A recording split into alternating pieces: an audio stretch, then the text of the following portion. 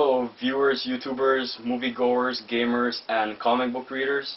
Night Batman here, and here's my first review, which consists of 3 movies, and they are Batman Begins, The Dark Knight, and The Dark Knight Rises. And I thought, why not review this trilogy that has just ended as my first movie review, and I really hope you guys enjoy. And without further ado, let's start on Batman Begins. This movie came out in 2005, and it was directed by Christopher Nolan, and it really set the benchmark for superhero movies and origin movies for superheroes.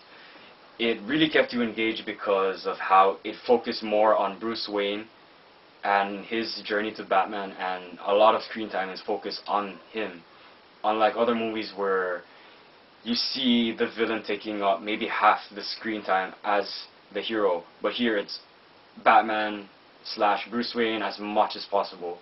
And it was great because Christian Bale does the best Batman performance ever. Some people would complain about his voice, but really that is intimidating if you think about it. I mean, if you're in a dark alley, you have something with this almost demonic voice talking to you, and you can't see it, but when you do, you know, it's too quick. It's Batman, you know, he will just knock you out, just like how brutal he is in this movie. And it really does add to how intimidating he can be when you watch, because Batman is just really brutal. The way he fights is direct, and it's not flashy. He will take you down if he has to, but he will not kill you, which is another great thing about Batman and why I love him so much. He is a man who has no powers, but has done more than probably anyone has in real life. He's the world's greatest detective. He can speak so many languages, master of all forms of martial arts, master escapist, a master strategist, and at the peak of physical condition. Batman Begins really showed some of these aspects that I had just listed, while also humanizing Bruce Wayne.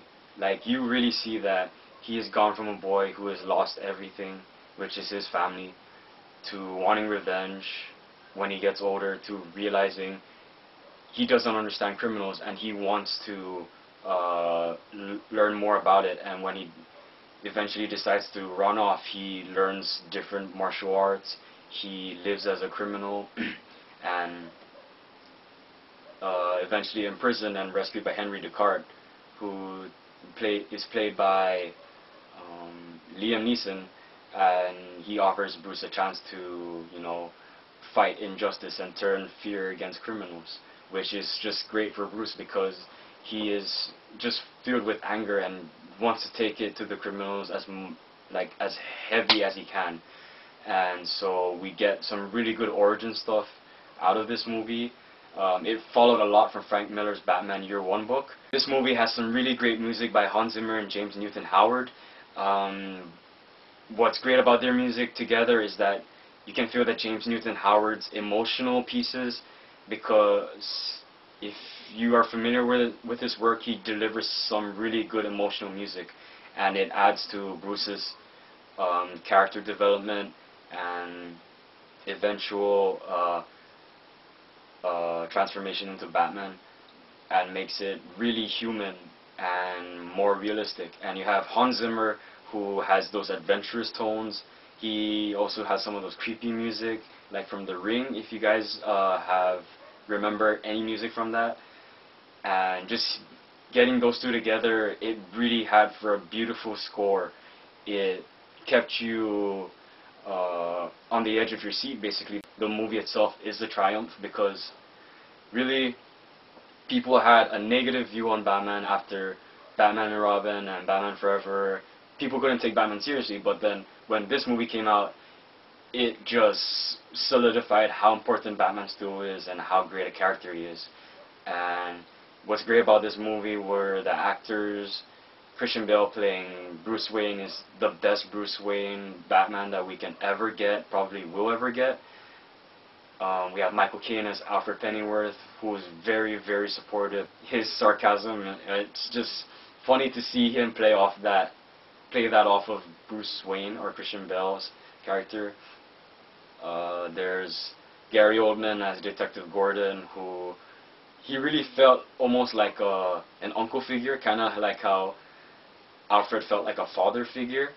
It was really great to see him interact with Batman because you're seeing them build this partnership and they want to protect Gotham, and of course Gordon can only turn to Batman because the whole city is corrupt, or like majority of it, so he has no one else to turn to.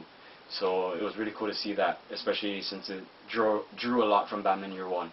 There's also Morgan Freeman as Lucius Fox, who provides Bruce with the gadgets and basically the suit that Bruce needs to become Batman. And they have like a really cool James Bond and Q relationship where they have some banter between each other, and it was cool how Lucius could tell that he knew what Bruce was up to, and he won't tell anyone as long as Bruce doesn't tell him, so he won't have to lie. And it was cool that Lucius was totally supportive of Bruce and whatever he was seeking out to do, because you can tell that Lucius sees his father in him in a way, because he supported his father through everything, and I'm betting that he supports Bruce because he knows that whatever he plans is for the good of Gotham, and that is just really great to see. There's also Katie Holmes as Rachel Dawes. Her acting was, you know, it was alright. I mean, there's nothing to complain about. She was just there as a love interest, but eventually she does play an important part in character development, especially in The Dark Knight, but I'll get to that later. Let's see. Liam Neeson as Henry Ducard. He was great as Henry Ducard, and then when it was revealed that he was Ra's al Ghul, I thought like that was just great, because he really does seem like he could play a good Henry Ducard. He is idealistic, but he is seeing things in the wrong way. He wants to destroy Gotham because he thinks it will bring balance, but Bruce is highly against that, and that's why Bruce left the League of Shadows. And it's really great to see how it all climaxed with Batman fighting Ra's al Ghul on the train, and how Gordon helped Batman by Gordon driving the tumbler to be ahead of the train and try to take out the tracks. It was really cool to see Gordon driving that tumbler. It was surreal because you would never really think to see Gordon driving the Batmobile, basically. And the movie ended like awesomely. It had the bat signal, it had the debut of the Joker card, which just made people want to see the sequel so much, and definitely made me want to see the sequel so much. But then we had to wait 3 years, but it was totally worth it. And more on the ending, we see the final exchange between Gordon and Batman, where Gordon says he never got to thank him, but Batman says, and you'll never have to. And I thought that was just like a really good, soft, emotional scene. And it had a bit of tenderness to Batman. I know it's kind of weird to say about Batman, but like, he does care, but he doesn't want to be thanked or anything. He doesn't care if he's thanked. People shouldn't have to. And I thought it's cool that even though Gordon wanted that opportunity to thank him, Batman said Gordon doesn't have to. And the music as Batman just jumps off the roof and takes his final glide off screen towards the screen, it made it sad that the movie was over. So the whole movie on its own, it was a great origin story. It focused heavily on the main character himself, and really made following his character development really engaging. And the music just helped make it that much more interesting too. And the performances just made it more realistic, like these characters could exist, or they do exist, and like you really do care about them and their different views. The source material that it took from, it was really great to see how even some moments were almost exactly from Batman Year One. Now onto The Dark Knight.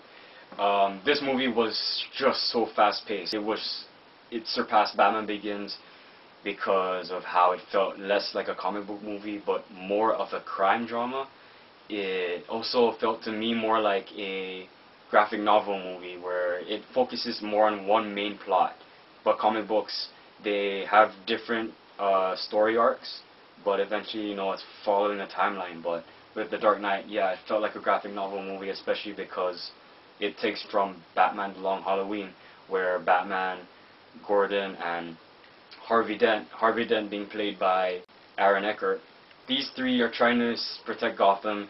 They are united. They are trying to go a little outside the law, or at least allowing Batman to do that, because Gordon and Dent know their jurisdictions and they know the justice system's rules. And it was really great to see those three, especially on the rooftop, and talking about their first step in protecting Gotham and bringing down the mob. And it was just, another one of those comic book moments where you just can't help but geek out. The main villain in this movie, the Joker, played by the late, great Heath Ledger, once he's on screen, he has that dominant screen presence where you can't look away, you want to hear what he has to say, and his mannerisms, everything he does, it's just so otherworldly almost, because it's like it's a cartoon character mixed with like a sick serial killer. It was just a great combination of those two, and probably who knows what else. And it felt like not only was this Joker in the comics, but it felt like this was something we never imagined from the Joker, or that the Joker could be. Rachel Dawes has been replaced by Maggie Gyllenhaal, or Rachel Dawes, who was played by Katie Holmes. Katie Holmes has been replaced by Maggie Gyllenhaal, and one of the reasons this recast did not feel so bothersome was because they pretty much look the same almost. This character who was like Batman and wants to fight the criminals off, but using the justice system, and Maggie Gyllenhaal, with whatever screen time she had, she made it worth it. And again, I didn't really mind her scenes. To me, she didn't really stand out, to be honest, but when she was there, it was fine. There's nothing wrong with it, and it also added for a good love triangle between Bruce, Rachel, and Harvey, and eventually her picking Harvey. It was sad, but of course, with Bruce being Batman, there's no way they could be together, and I guess whatever, I'm not that good at love stuff. So we will continue the performances with Lucius Fox, again played by Morgan Freeman, also returns. This time we actually see him kind of challenged by what Bruce is doing, because it feels like Bruce is losing his morals trying to find Joker, but then in the end, Batman just